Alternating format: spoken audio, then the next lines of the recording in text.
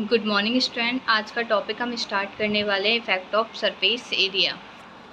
Previous class में मैंने आपको पढ़ाया था इफ़ेक्ट ऑफ टेम्परेचर के बारे में। आज की क्लास में हम आपको पढ़ाने जा रहे हैं इफ़ेक्ट ऑफ सरफेस एरिया।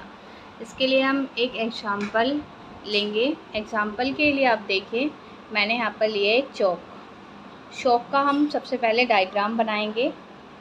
हमने डायग्राम बनाया, उसके बाद हम इसकी सरफेस एरिया को पता लगाएंगे। तो आप देख रहे हैं इसकी जो अपर लेयर है वही क्या है, इसका सरफेस एरिया है। ठीक, अब मैंने बोला आपसे ये जो मेरे पास चौक है इसको आप ग्राइंड कर दीजिए।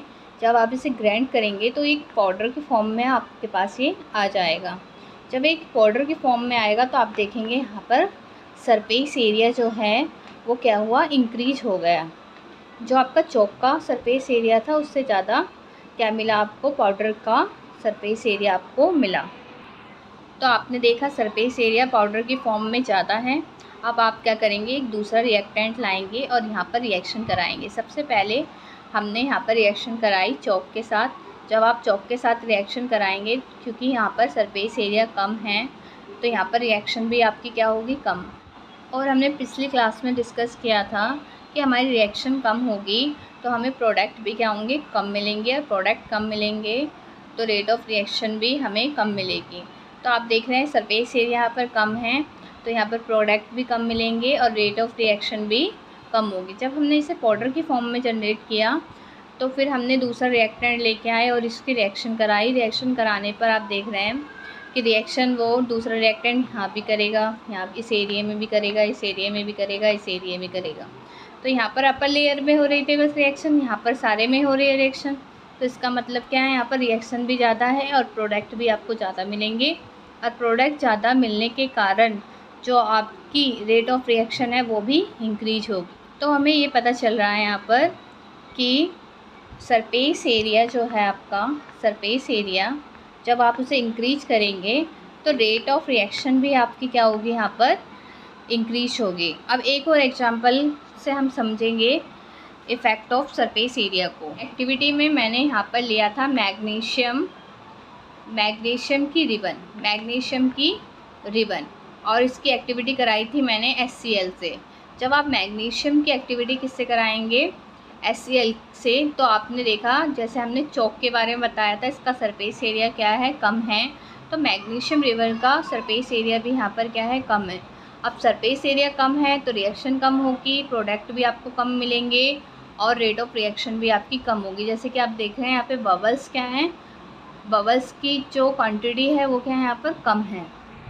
एक्टिविटी में मैंने यहाँ पर मैग्नीशियम का क्या ले लिया है, पाउडर, मैग्नीशियम का पाउडर ले लिया। मैग्नीशियम के पाउडर में फिर HCl के साथ इसका रिएक्शन कराया। रिएक्शन कराने पर आप देख रहे हैं यहाँ पर रिएक्शन, सरफेस एरिया ज़्यादा है पाउडर का, तो सरफेस एरिया ज़्यादा है तो रिएक्शन भी क्या होगी, यहाँ पर ज़्यादा होगी। रिएक्शन ज़्यादा होगी तो प्रोडक्ट भी ज़्यादा बनेंगे और प्रोडक्ट ज़्यादा होगी। जो आपकी गैस आ रही है यहाँ पर H2 वो भी आपको क्या मिलेगी, ज़्यादा मिलेगी।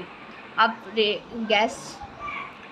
गैस आपको ज़्यादा मिल रही है, प्रोडक्ट आपको ज़्यादा मिल रहे हैं, तो इसका मतलब क्या है, रेट ऑफ रिएक्शन भी आपका क्या हो रहा है, इंक्रीज हो रहा है। तो यहाँ पर हमें पता चल रहा है कि सरफेस एरिया को इंक्रीज करने पर रेट ऑफ रिएक्शन भी क्या होती है, इंक्रीज होती है। ये जो रिएक्शन हुई है वो मैं यहाँ पर लिख देती हूँ आपको। हमने क्या कराया, मैग्नीशियम की रिएक्शन कराई किसके साथ, HCl के साथ। तो आपको क्या मिला, मैग्नीशियम क्लोराइड और एक गैस मिली जिसका नाम क्या है, H2। यदि हम यहाँ पर रिबन की फॉर्म में ले रहे हैं इसे तो हमारी रिएक्शन कम होगी, H2 गैस हमारी कम मिलेगी तो प्रोडक्ट भी कम मिलेंगे, रेट ऑफ रिएक्शन भी कम रहेगी। तो सरफेस एरिया इफ़ेक्ट करता है किस पर, रेट ऑफ रिएक्शन पर। अगला टॉपिक है आपका इफ़ेक्ट ऑफ कैटलिस्ट। कैटलिस्ट को भी हम एक एग्जांपल से ही समझेंगे। तो आप सबको पता है कि हमारी बॉडी में क्या होता है, डाइजेशन होता है। हमारी बॉडी में डाइजेशन होता है तो डाइजेशन के लिए कुछ एंजाइम्स हमारी क्या करते हैं, हेल्प करते हैं।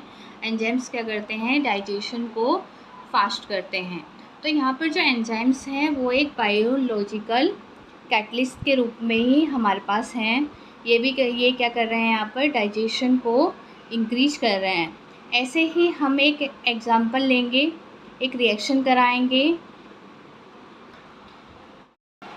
यहाँ पर हमने एक रिएक्शन लिया है जिसमें हम हाइड्रोजन का रिएक्शन किससे करा रहे हैं, नाइट्रोजन से, और हमें क्या मिल रही है, अमोनिया। जब हमने यहाँ पर हाइड्रोजन का रिएक्शन किससे कराया है, नाइट्रोजन से, हमें अमोनिया मिल रही है, तो हम देख रहे हैं कि इसकी जो रिएक्शन की स्पीड है वो कैसे स्लो है। स्लो, तो स्पीड को हमें क्या कराना है, फास्ट कराना है। तो फास्ट कराने के लिए मैंने यहाँ पर एक कैटलिस्ट ले लिया, इसका नाम क्या है, Fe। तो Fe क्या करता है, इसकी एनर्जी को कम करेगा और रिएक्शन को फास्ट कराएगा। तो प्रीवियस क्लास में भी मैंने आपको बताया कि रिएक्शन फास्ट होगी तो हमारे प्रोडक्ट क्या होंगे, हमें ज़्यादा मिलेंगे। प्रोडक्ट क्या है, जैसे अमोनिया है तो अमोनिया हमें ज़्यादा मिलेगी। अमोनिया ज़्यादा मिलने के कारण यहाँ पर रेट ऑफ रिएक्शन क्या होगी, इंक्रीज होगी। रेट ऑफ रिएक्शन भी क्या होगी। तो कैटलिस्ट क्या होती है, हमारी रिएक्शन तेज़ होती है। रिएक्शन तेज़ होने से रेट ऑफ रिएक्शन क्या होती है, हमारी तेज़ होती है। तो ये कैटलिस्ट जो है वो इफ़ेक्ट करता है किस पे, रेट ऑफ रिएक्शन पे।